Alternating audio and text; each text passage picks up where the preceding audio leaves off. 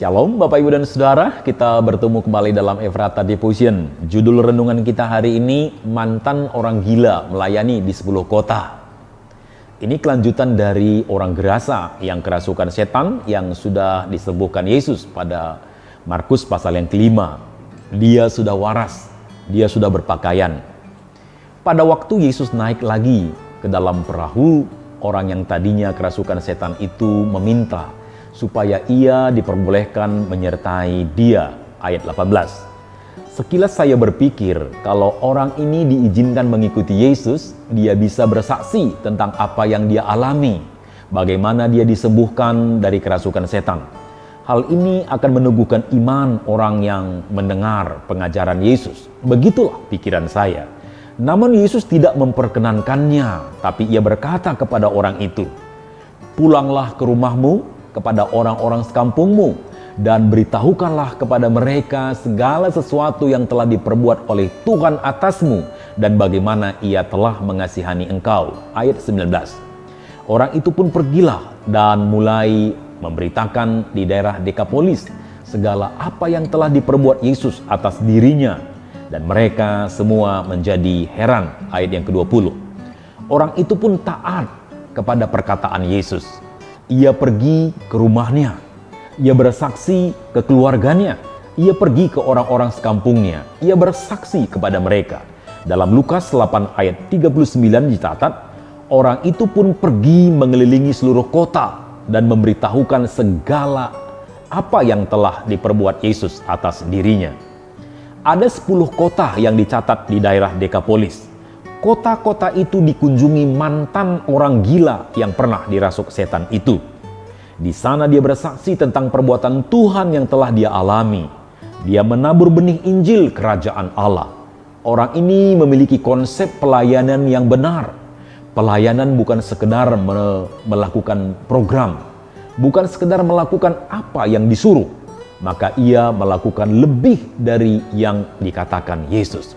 Ia tidak hanya bersaksi di keluarga dan di kampung halamannya, tapi mengelilingi 10 kota di Dekapolis. Dia menjadi utusan misi di sana untuk menyaksikan Yesus. Ia melakukan lebih dari yang ditugaskan. Ia memberi lebih dari yang diminta. Bagaimana dengan kita? Berapa kota yang sudah kita jangkau dalam bermisi? Berapa kota yang kita doakan supaya kegerakan misi bergerak dengan cepat? Berapa banyak yayasan misi yang kita dukung dengan dana dan doa? Berapa banyak daerah misi yang kita sudah kunjungi?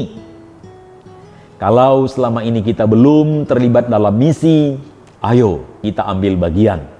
Mari kita dukung misi dengan doa dan dana. Mari kita kunjungi daerah-daerah misi supaya kita semakin terbeban dalam bermisi.